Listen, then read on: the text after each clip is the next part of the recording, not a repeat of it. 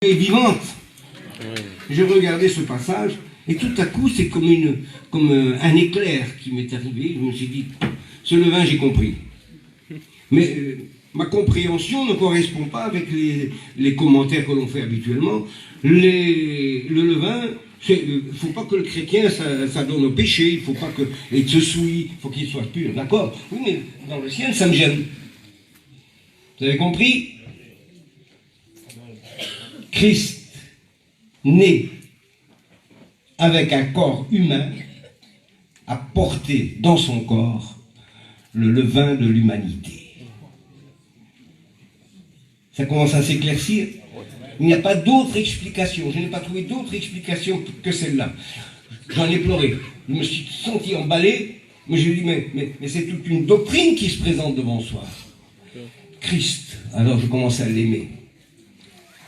Comment peut-il devenir le levain dans la pâte? 3 mesures de farine. C'est une femme qui a mis le levain dans la pâte. Alors c'est quoi là, le levain? Ben, le levain, c'est quand on a déjà pétri une pâte pour faire du pain, on en prend un peu, on en prélève un petit peu et on le met de côté pour la prochaine fournée. Et quand on a prélevé ce levain, et que le lendemain ou 2 jours après, on va refaire du pain, on prend, la femme prenait ce qui restait du levain et le mélangeait à la nouvelle pâte. Elle le mélangeait à la nouvelle pâte, puis elle le laissait reposer. C'est un ferment qui va gonfler la pâte, gonfler la pâte, gonfler la pâte. Alors certains ont dit, ben, quand la pâte va être gonflée, ben, ça y est, c'est le royaume de Dieu. Mais non, dans le royaume de Dieu, il n'y a pas de levain. Il n'y a pas de méchanceté, il n'y a pas d'hypocrisie, il n'y a pas de haine, il n'y a pas de rancune, il n'y a pas de péché, pas de souillure. Ceux qui vivent dans le péché et dans les souillures n'entreront pas dans le royaume des cieux, à moins qu'ils passent par la croix et par le sang de Jésus-Christ qui purifie de tout péché. Vous permettez? J'ai chaud ici. Bon, je suis un petit peu plus à l'aise parce que je commence à avoir vite chaud, j'ai une bouffée de chaleur. M'en fous! L'essentiel, c'est d'aller au ciel. Alors la petite ménagère qui fait le pain, parce que c'était la coutume en Orient, hein, faire le pain, le préparer, c'était pas le travail des hommes. Aujourd'hui on a une grande boulangerie, on a des appareils spéciaux, ça tourne tout seul, mais avant chaque femme pétrissait le pain de la journée. Alors qui c'est peut être ces pains? Je ne veux pas faire de la typologie, mais c'est pour une idée. Bah, la première qui a mis du levain dans le pain, dans la pâte, eh bien je ne sais pas, c'est elle, non? N'est-ce pas elle qui a péché le premier? Elle a introduit ainsi le péché dans le monde. 3 mesures de farine. Un jour, Abraham, au cœur de la journée, en pleine chaleur, voit arriver 3 hommes. Il est assis devant sa tente. Il discerne tout de suite que c'est des envoyés du ciel. Et il les supplie de rester pour leur préparer à manger. Et aussitôt, il dit, fais comme tu as dit. Il les a mis sous un arbre, un oasis peut-être du côté de Beersheba. Et puis, il dit tout de suite à Sarah, vite, prépare 3 mesures de fleurs de farine, pétris, fais du pain. Alors, est-ce que là-dedans, dans ce pain qu'il avait préparé pour les anges, est-ce qu'il y avait du levain? Elle n'avait pas eu le temps de laisser la pâte monter, il fallait au moins une nuit pour que la pâte monte, donc elle a dû faire du pétrin avec quelque chose de neuf, il n'y avait pas de levain dedans. Le levain doit faire son travail pendant toute une nuit ou 2 jours pour faire lever la pâte. Donc la pâte ne pouvait pas être levée. Donc c'est du pain sans levain qu'il a préparé pour les anges. Mais les 3 livres de farine me gênent un petit peu. Ça représente quoi? J'ai regardé un petit peu les poids et mesures d'autrefois. On s'y perd un petit peu parce que les poids qu'on donnait à cette époque-là ont évolué au travers des âges. Et aujourd'hui, quand 1 litre, est-ce que c'est 1 litre? Est-ce que c'est 1 kilo? Est-ce que c'est une demi-livre? On n'en sait rien. Mais approximativement, si je regardais, si je totalisais le poids, ben ça faisait à peu près 23 kilos de farine pour 3 hommes. Oui. C'est énorme. Je dis, mais peut-être que les calculs sont faussés. Mais l'idée n'est pas évacuée, c'est que le Seigneur est généreux. Abraham montre sa générosité. Il vaut mieux en avoir trop et le reste que d'être à court. L'exemple des multiplications des pains de 4000 hommes et puis pour ceux de 5000 ont laissé quand même quelques paniers. Hein. 12 paniers pour les 4000 hommes et 7 paniers pour les suivants. La générosité de Dieu. Il vaut mieux en avoir trop, au moins c'est de la générosité, que d'être à court, ça fait de la rapace, ça fait avarice. Bon, alors ces gens ont mangé, sans compter le veau qui avait été mis tout de suite au repas. Donc, c'est une note en passant comme ça vous encouragera pas plus dans la foi spirituelle. Mais je sais que Dieu est généreux. Et Abraham le démontre dans son offrande qu'il fait et dans son repas dans lequel il a donné à manger aux anges. Je regarde dans ce passage aussi quelque chose qui est important. 2 Corinthiens 5, verset 21. Celui qui n'a pas connu le péché, parce qu'attention, il faut bien qu'on se mette d'accord, le Christ n'a jamais commis un seul péché. Et pourtant, il devient le levain dans la pâte qui sème un peu la pagaille dans le pain. Lui qui n'a point connu le péché, 2 Corinthiens 5, 21, vous pouvez vérifier, il l'a fait devenir péché pour nous, pour faire lapider. Non, c'est l'apôtre Paul qui serait lapidé. Ah, celui qui n'a pas connu le péché, il a fait devenir péché pour nous, afin que nous devenions en lui justice de Dieu. C'est peut-être compliqué un peu pour ceux qui ne sont pas aguerris ou habitués à vérifier les textes, mais celui qui n'a pas connu le péché, c'est une première vérité. Il l'a fait devenir péché pour nous, c'est une deuxième vérité. Une troisième vérité, c'est que nous sommes devenus des justifiés, à cause de cela. Je crois que ma reconnaissance et mon amour pour Jésus augmentent. Et je voudrais que le vôtre augmente aussi. Christ, 1 Pierre 3, 18. Ce sont les textes. S'il n'y a pas de texte, ce n'est pas la peine de prêcher. On va prêcher quoi? Il faut baser bien ce que l'on dit sur des vérités bibliques pour que l'on soit sûr qu'on ne se trompe pas. Or, la parole de Dieu est une carte routière. Elle est la lumière sur notre chemin. Christ a souffert une fois pour toutes. 1 Pierre 3, 18. Christ aussi a souffert une fois pour les péchés, lui, juste pour des injustes, afin de nous amener à Dieu, ayant été mis à mort quant à la chair, mais ayant été rendu vivant quant à l'esprit. Il était innocent, disait-il en Jean chapitre 8. Qui de vous me convaincra de péché? Il est dit, le diable vient, il n'a rien en moi qui lui appartienne. Bon. Alors pour revenir à ce levain, j'avais parlé de Ève. Peut-être Marie aussi, n'est-elle pas la mère de Jésus-Christ? Il a porté nos péchés en son corps. Jésus n'était pas un extraterrestre, et c'est une chance pour nous.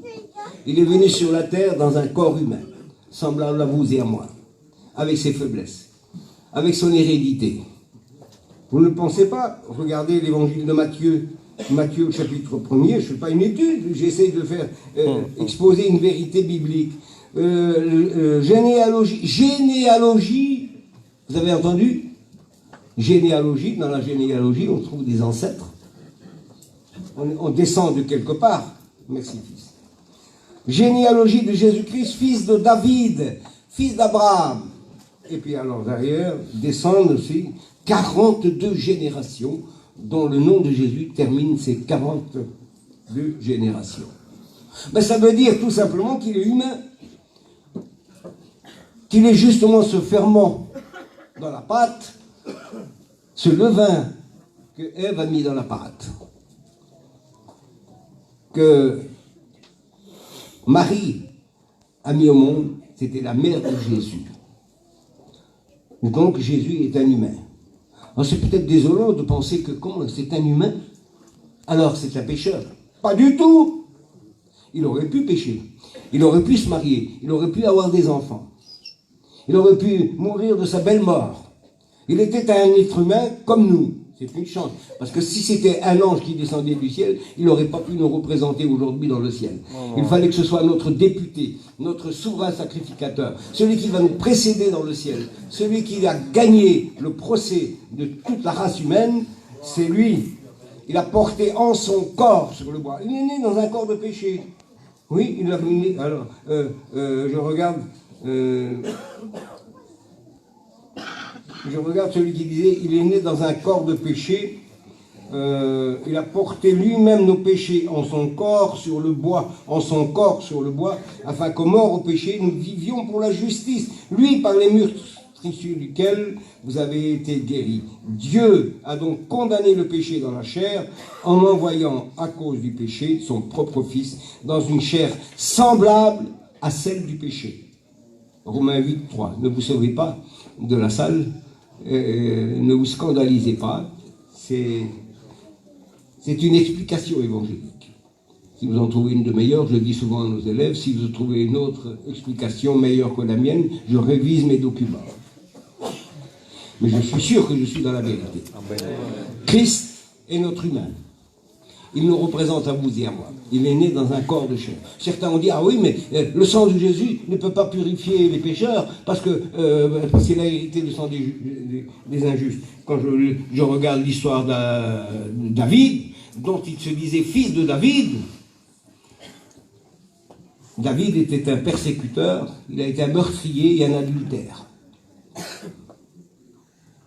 Alors, il a hérité de son sang, il a hérité de ses chromosomes, de son hérédité, de son ADN. Est-ce que je me fais comprendre? Il était parfaitement humain. Adam a failli à sa tâche. Il était sans péché au début, mais il a failli à sa tâche. Ève était sans péché, elle a failli à sa tâche. Christ, le deuxième Adam, il est sans péché. Mais il pouvait pécher. Il pouvait refuser de donner sa vie à la croix du Calvaire. Mais par amour pour nous, il a décidé d'aller jusqu'au bout du sacrifice. En fait, ce qu'il a porté, la masse, le levain mis dans la pâte, c'est le Christ qui a porté nos péchés. Mais le Christ, c'est pas le levain. Le levain, c'est nos péchés. Le levain, c'est notre incrédulité, c'est notre méchanceté, notre orgueil, ce qui nous fait croire plus que les autres. Il y a des meurtriers, des infâmes, des voleurs, des bandits de toutes sortes. C'est tout cela qu'il a porté dans son corps sur le bois. Alors, à quel moment a-t-il pu porter tout ça? Je suis obligé d'abréger parce que je m'emballe un peu aussi parce que mon cœur y est. À quel moment a-t-il pu porter alors nos péchés sur le bois? Quand Jésus arrive et il descend de Jérusalem, il passe un torrent que l'on appelle le Cédron, le noir, le triste. Et il s'en va à la montagne des Oliviers en face. Je suis allé il y a quelques années dans le jardin des Oliviers. On nous présente là des oliviers qui datent de plus de 2000 ans. D'après les savants japonais, ils datent de plus de 2000 ans. Ils sont tordus, biscornus, comme s'ils nous rappelaient les souffrances de quelqu'un dont ils ont été les assistants présents. Il monte là-bas, dans ce jardin, avec ses disciples, il laisse ses disciples là, il prend avec lui Pierre, Jacques et Jean. Il les met, restez avec moi, veillez. Et le texte est impressionnant parce que je veux vous les expliquer, c'est pas la peine de vous donner des références, si vous cherchez, et dans la Bible, vous les connaissez. Ce soir-là, ce n'est plus les mêmes soirées d'avant. Avant, il récitait des prières, il apprenait à ses disciples de prier, il expliquait les paraboles en privé, les leçons spirituelles. Et là, non, il dit restez là. Il s'en va un peu plus loin, il laisse Pierre, Jacques et Jean là, et il s'en va à un jet de pierre. Je ne sais pas qu'on peut jeter une pierre assez loin. Allez, mettons, pour être généreux, jusqu'au fond de la salle. Et il se met à genoux. Il commence à prier. Et il dit à ses disciples avant de les quitter, veillez avec moi. Mon âme est triste jusqu'à la mort. Et le texte, je crois que c'est Marc qui dit cela, il dit, il commença à éprouver des angoisses et des frayeurs. Comment l'âme pure de Jésus, qui n'a jamais connu le péché, il est en face des ténèbres. Satan rôde comme un lion rugissant autour de lui, il veut le dévorer, mais alors, quelqu'un qui est pur, quelqu'un qui n'a jamais bu, quelqu'un qui ne s'est jamais battu, qui se retrouve dans des conflits, qui se trouve dans l'alcool avec eux, quelqu'un qui n'a jamais fumé, le tabac. Ça ressemble un petit peu à ça. Peut-être que l'explication vaut ce qu'elle vaut, mais il y a un contexte qui est insupportable pour Jésus-Christ. Lui, le pur, le saint, qui a chassé les démons, il doit les supporter autour de lui, à rôder autour de lui. Il défaille. Il prie, Père, si c'est possible que tu aies de moi cette coupe. Pas ce que je veux, mais ce que tu veux. À 3 reprises, il prie le Seigneur. Il éprouve des angoisses. Sa sueur devient comme des grumeaux de sang qui tombent jusqu'à terre. Ses disciples ont certainement entendu. Un ange descend du ciel pour le fortifier. Mais c'est pas possible. Mais si, c'est possible. Il fallait qu'il soit exhorté, fortifié physiquement, sinon on n'aurait pas tenu le coup. Jésus n'a pas porté nos péchés dans son âme et dans son esprit. Son âme et son esprit sont saints, purs, innocents. Sinon, il ne pouvait pas aller à la croix. Il ne pouvait pas remplacer l'agneau qu'on offrait au sacrifice. Il fallait qu'il soit intact, innocent. Devant ceux qui le tombent, il n'a pas ouvert la bouche. Alors, il pleure. Si je regarde les textes du livre des Hébreux, c'est lui qui, dans sa chair, et dans le temps de sa chair, a présenté devant Dieu des prières, des cris, des larmes à celui qui pouvait le sauver de la mort. Vous le savez.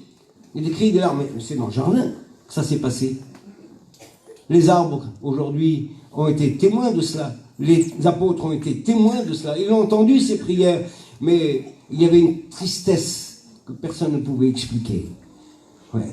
Même les disciples étaient endormis de tristesse. C'est écrit.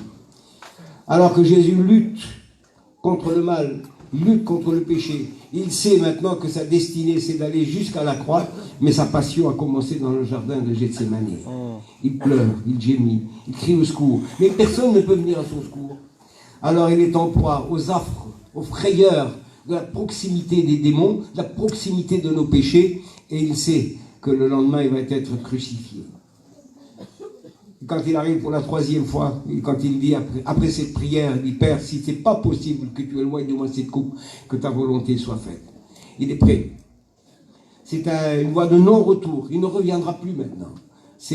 La destinée sera tracée, et le lendemain, même le soir, il disait à ses disciples « Allez, levez-vous, vous dormez maintenant, levez-vous, levez-vous. Voici celui qui me livre s'approche. » Et déjà, du côté de la porte dorée, on voit les hommes sortir, vociférer, avoir des flambeaux, des épées et des bâtons. Ils sont venus comme si Jésus était un voleur et un bandit de grand chemin. Alors ils arrivent et le prennent. Judas, lui qui avait participé au même ministère que les autres, au même privilège que les autres, vient auprès de lui et l'embrasse. Et Jésus lui dit, Judas, c'est par un baiser que tu as livré le Fils de l'homme. L'homme de douleur, habitué à la souffrance, oui. Alors il y a d'autres passages qui sont difficiles non plus aussi à expliquer. Quand il est sur la croix, c'est la souffrance. Les mains percées, les pieds percés, le côté percé. Il a soif. Mais alors, je regarde 1000 ans avant, David, l'homme qui avait l'esprit de Dieu, mais l'homme qui n'était pas toujours selon le cœur de Dieu. Qu'est-ce qu'il dit dans Psaume 22? Mon Dieu, pourquoi m'as-tu abandonné? Ce sont les mêmes mots que l'on retrouve à la croix. Amen.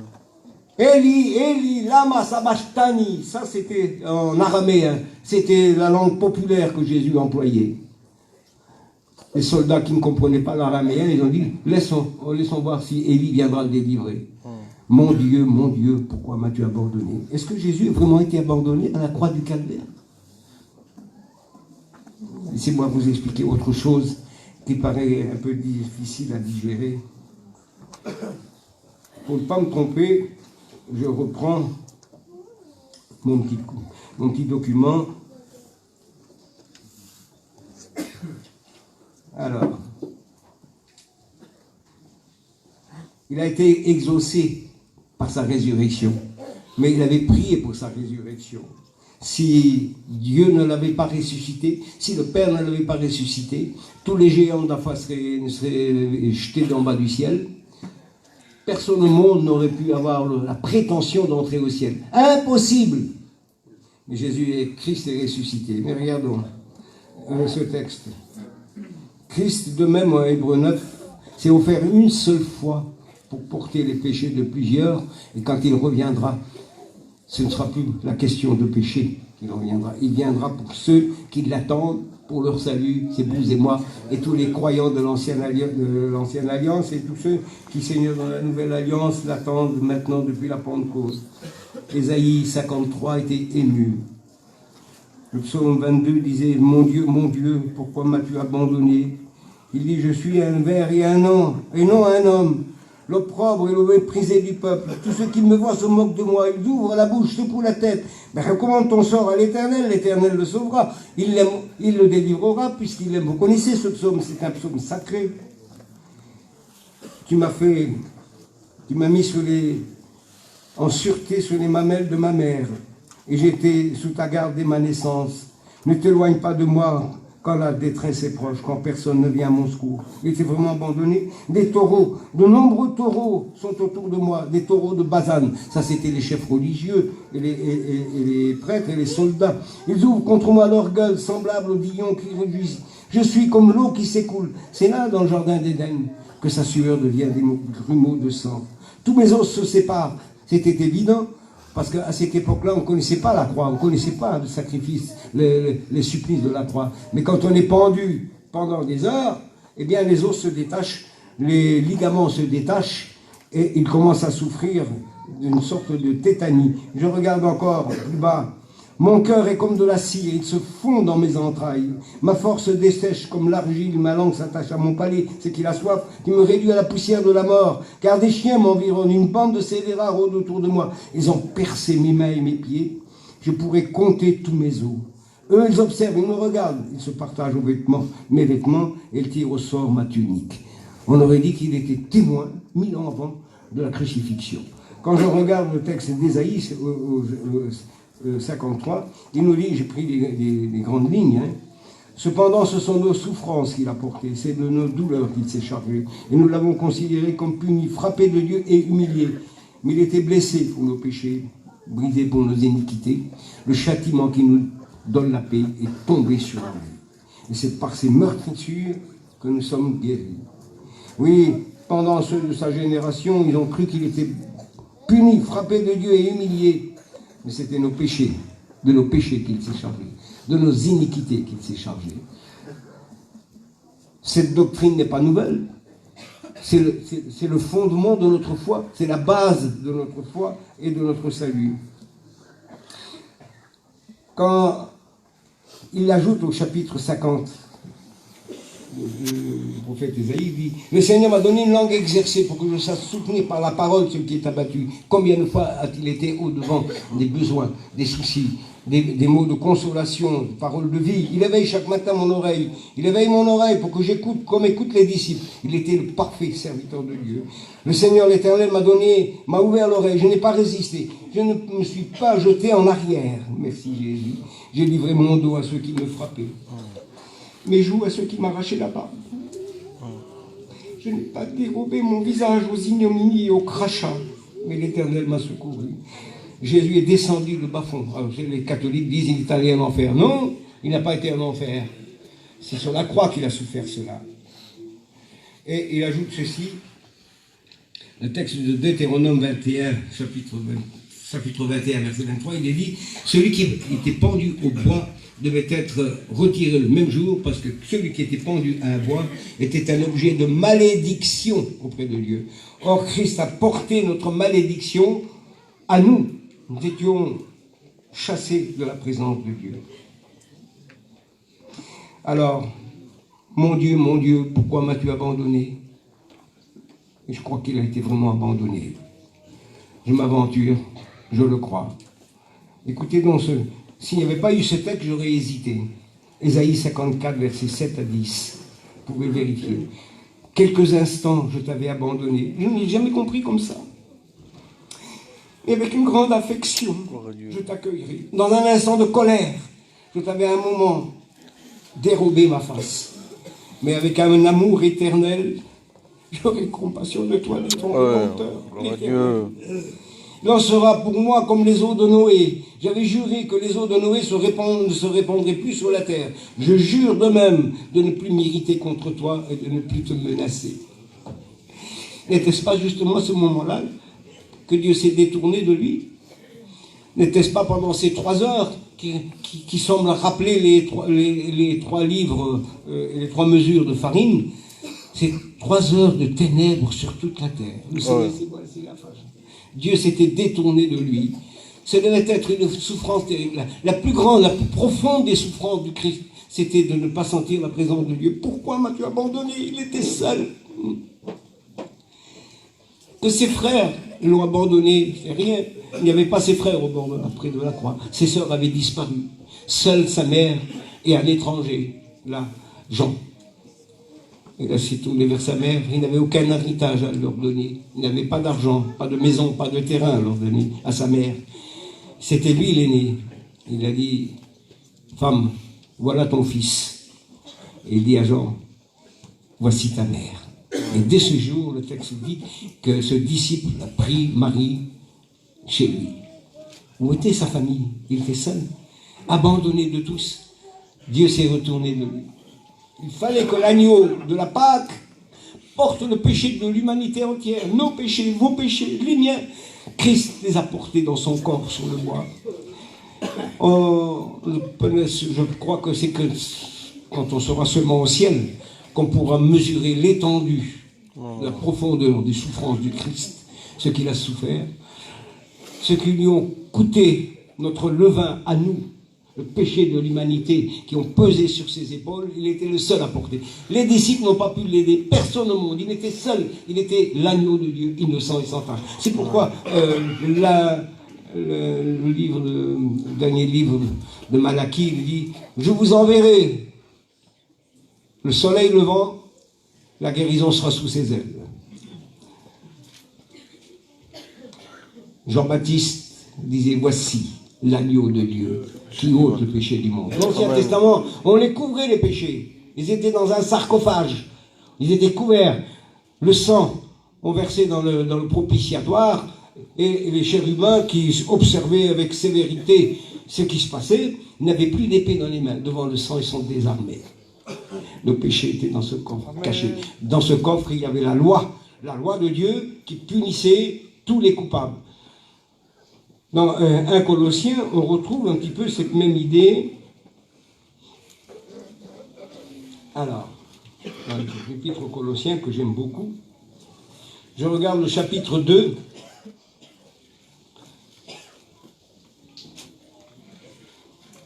Vous êtes ressuscités en Christ, en lui, et avec lui, par la foi dans la puissance de Dieu qui l'a ressuscité des morts. Vous qui étiez morts par vos offenses et par l'incirconcision de votre chair, nous étions des païens, il vous a rendus à la vie avec lui en nous faisant grâce pour toutes nos offenses, pas quelques-unes. Il y a certains mouvements qui disent, si vous n'avez pas confessé tous vos péchés les uns après les autres, si vous ne les avez pas énumérés, ils reviendront constamment vous troubler. Faux! Qui peut se rappeler de tous ces péchés? Qui peut se rappeler s'il a vécu 30 ans, 40 ans, 50 ans? Impossible de se souvenir de tous les péchés qu'il a pu commettre. Le Seigneur a fait le tout, il a lié tout ça ensemble, il a acheté derrière son dos, il les a achetés au fond de la mer, il les piétine. Il ne s'en souvient plus, c'est pas possible, il ne s'en souvient plus. Maintenant, on était autrefois pécheurs, mais on est mort. Christ est mort, on est mort avec lui. Il est ressuscité, il offre la résurrection spirituelle, la nouvelle naissance. Nous pouvons vivre une vie sans péché, une vie sans ferment, une vie sans levain. Et il dit ceci, il a effacé l'acte qui nous condamnait. L'acte, elle était dans l'arche. C'est la loi de Dieu. L'arche qui déposait contre nous, sans compter tous nos défauts qui étaient renfermés là, il a effacé l'acte dont les ordonnances nous condamnaient et qui subsistait. Personne ne pouvait les enlever.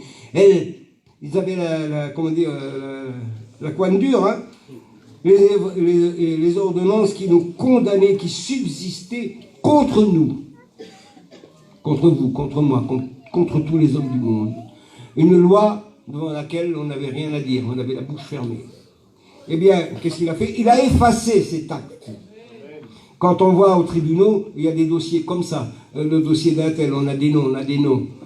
Eh bien, tous ces dossiers auront disparu pour ceux qui sont nés de nouveau.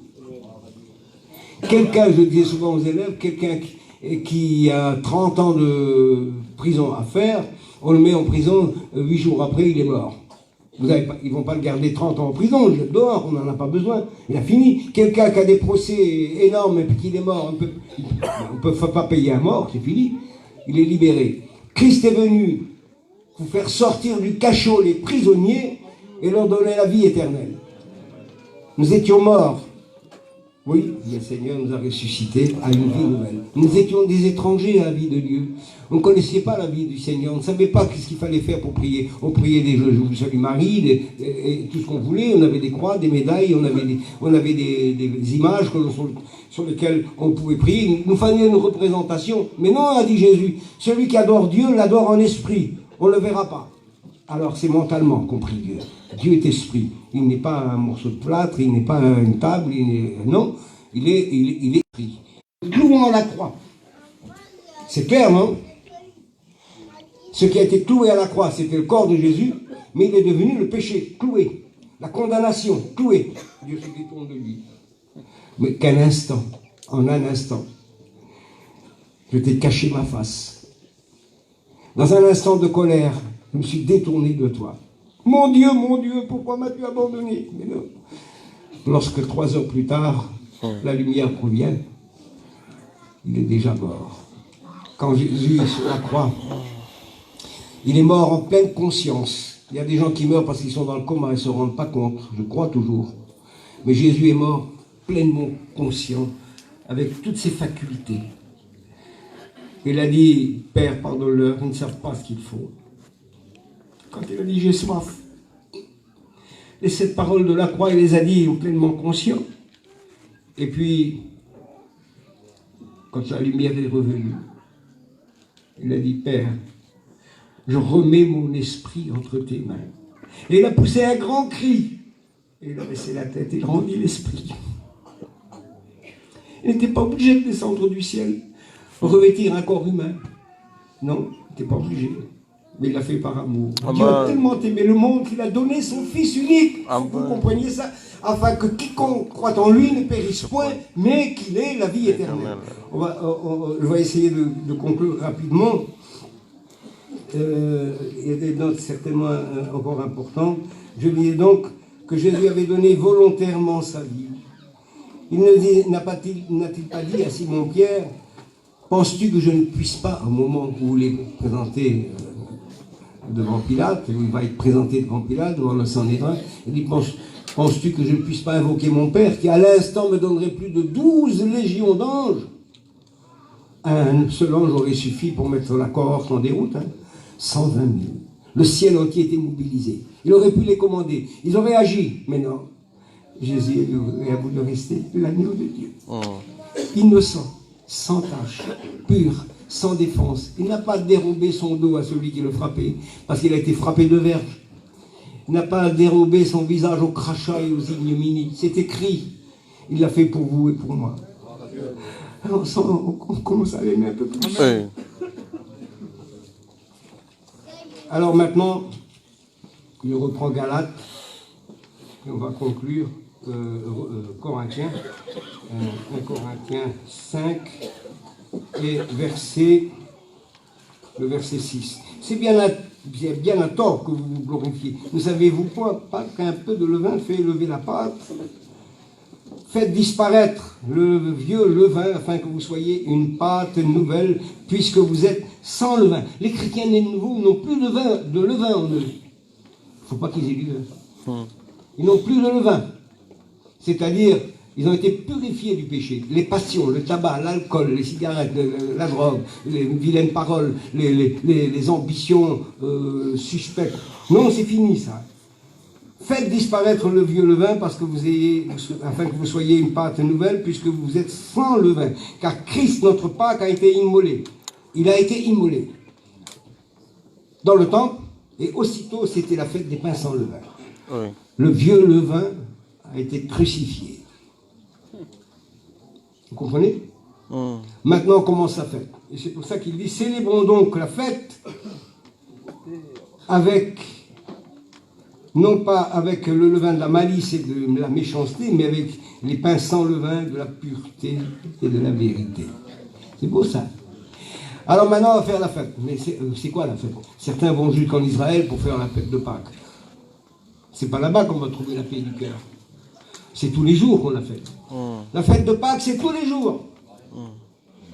Pas particulièrement au moment de la Pâque traditionnelle. Je vais terminer ici. Jésus a dit, Moïse, en parlant aux Juifs, Moïse ne nous a pas donné le pain du ciel. Parce que ceux qui en ont mangé sont morts.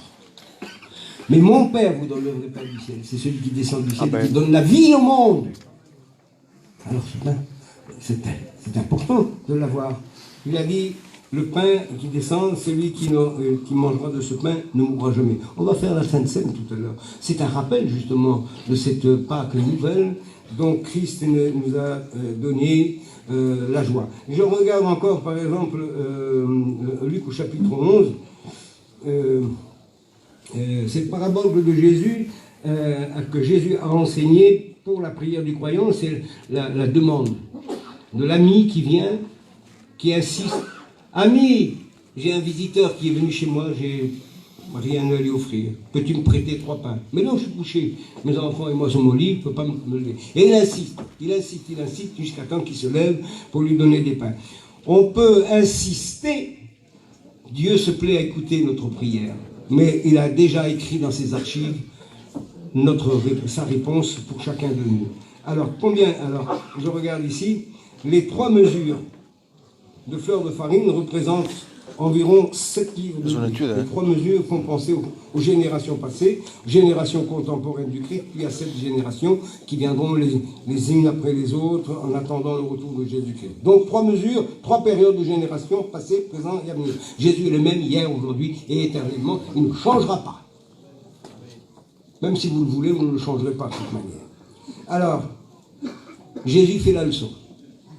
Quel est le père d'entre vous qui donnerait une pierre à son fils s'il lui demande du pain? Une pierre. Le diable ne donnera jamais du pain. Il donnera toujours un pain empoisonné, un pain indigeste qui donne la mort. L'exemple de la tentation dans le désert où le diable disait à Jésus « transforme ces pierres en pain », c'était simplement pour le tromper, bien sûr, mais il aurait pu le faire. N'était-ce pas ce qu'il avait voulu faire à la tentation? Pourquoi, si quelqu'un demande un enfant demande à son père un poisson, lui donnera-t-il un serpent? Quelle curieuse comparaison. Pourquoi cela? Eh bien, le serpent, vous le savez, représente toujours le diable. C'est un faussaire. Et il en a roulé plus d'un dans ses liens. Alors que le poisson, en grec, on l'appelle ictus. Oui.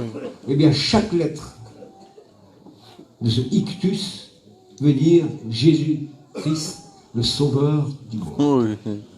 C'est un message, c'est un signe du poisson que ceux qui se cachaient dans les catacombes pour ne pas se faire repérer, parce qu'ils faisaient des réunions en cachette, pour ne pas se faire repérer, se faire massacrer, ils mettaient des petits poissons. Ça existe encore, on met des petits poissons, on vous montre la direction. C'était l'image du chrétien dans la discrétion. Alors, le Seigneur ne lui donnera pas un serpent, il lui donnera un poisson. Alors, c'est la générosité de Dieu. Alors, pourquoi un scorpion au lieu d'un œuf? Le scorpion est vicieux, il cherchera toujours à nous faire mourir. Mais prenez un œuf, lorsqu'il est couvé, il en produit un petit poussin. Les petits oiseaux vont produire des petits oisillons. C'est le symbole de la vie. D'ailleurs, pour pas il y a des œufs partout, n'est-ce pas? Instinctivement, sans faire attention, qu'on est en train de parler de la vie. Voilà, le Seigneur est puissant. Dieu, de plus, ne prête pas ses pains. Il ne les vend pas non plus. Mais il les donne généreusement à tous ceux qui ont faim et soif de pardon et de justice. Il lui demande, alors à qui il lui demande? Alors, n'hésitez plus, Jésus a dit, je suis la porte, celui qui entre par moi sera sauvé. Venez donc à moi, vous tous qui êtes fatigués et chargés, vous donnerez du repos. Ça, c'est un texte qu'on connaît. Je finis, j'ai encore 5 minutes, je vais essayer de conclure. Donc, en ce qui concerne le levain, une exhortation personnelle, mais c'est aussi l'exhortation en résumé de tout ce qu'on vient de dire. Veillons sur notre comportement, sur nos habitudes. Sont-elles à la gloire de Dieu? Nous allons nous scruter devant la Sainte Seine. Nous allons nous vérifier, nous allons nous passer à la loupe. Le Seigneur, dans le ciel, il a des mesures exactes. Ses balances sont exactes et précises. Il va vérifier notre comportement, notre mentalité, tout ce que nous avons au fond de notre cœur, dans les recoins. Notre témoignage est-il en équilibre avec notre manière de vivre? Notre table est-elle saine, propre? Notre boisson correspond-elle à la décence et à la pureté? Quelle quantité d'alcool absorbons-nous à chaque repas? Éloignez-vous du levain qui vous mène à la dépendance et à des habitudes malsaines. Celui qui triomphera régnera. Les vaincus seront jetés dehors. Une porte fermée. Je parle des rétrogrades qui meurent dans cet état. Alors debout, courage. C'est mon exhortation. Relevez le défi. Personne ne peut se rendre ami du monde sans se rendre infidèle ou ennemi de Dieu. Célébrons donc alors la fête. C'est notre privilège de croyants. Être dans la présence de Dieu, sentir sa présence, sa bonté. Après le sacrifice de l'agneau à la fête des pains sans levain, suivez sans interruption les 7 jours, donc je l'ai dit, des pains sans levain. Célébrons par notre vie de chrétien, notre joie d'être sauvés, et ne barbouillons plus notre vie quotidienne avec du levain dans nos vies. Fouillons notre cœur, nos vies, scrutons nos sentiments, sondons-nous devant Dieu. Dieu a des mesures exactes et des balances justes. Il va apprécier notre valeur. Mais on peut changer. N'allez pas vous jeter dans la Loire parce que vous n'y arrivez pas. Dieu a toujours la clé des réponses. Je pense en avoir dit suffisamment à la volée, rapidement. Rappelez-vous, Christ a porté notre levain, le levain de l'humanité. Et c'est pourquoi aujourd'hui, il est dans le ciel. Le jour qu'il est mort, le voile du temple s'est déchiré depuis le haut jusqu'en bas. C'était un message envoyé directement du ciel. Désormais, l'accès vers Dieu ne passe pas forcément par le sacrificateur, ni le souverain sacrificateur qui est entré dans ce lieu une fois par an pour apporter les péchés du monde. Donc, Christ est entré dans ce lieu au travers de sa chair, il est dit. Le voile a été déchiré. Mais la route est ouverte. On peut accéder à tout moment dans la présence de Dieu et de lui dire tout ce que nous ressentons pour lui, notre amour, nos besoins. Alors nous allons le faire maintenant, puisque nous avons maintenant abordé la table du Seigneur qui nous rappelle les pains sans levain. Alors nous allons baisser les fronts, fermer les yeux et demander au Seigneur de nous aider à comprendre sa parole, à aimer sa parole, à l'aimer à lui, qui a porté dans son corps nos fardeaux, nos souffrances, nos maladies, nos chagrins, nos deuils. Lui a porté tout cela. C'était le levain qu'il a porté dans son corps, souvenez-vous-en. Alors, par amour pour lui, éloignez-vous du levain, de la méchanceté, de l'orgueil et de tout le péché qui vous éloignera forcément du Seigneur. Nous n'allons pas nous éloigner du Seigneur. On va s'approcher de lui maintenant. Dével, je te rends grâce. Je bénis ton beau nom, parce que je sais que tu nous as aimés. Tu nous as aimés au point de donner ta vie.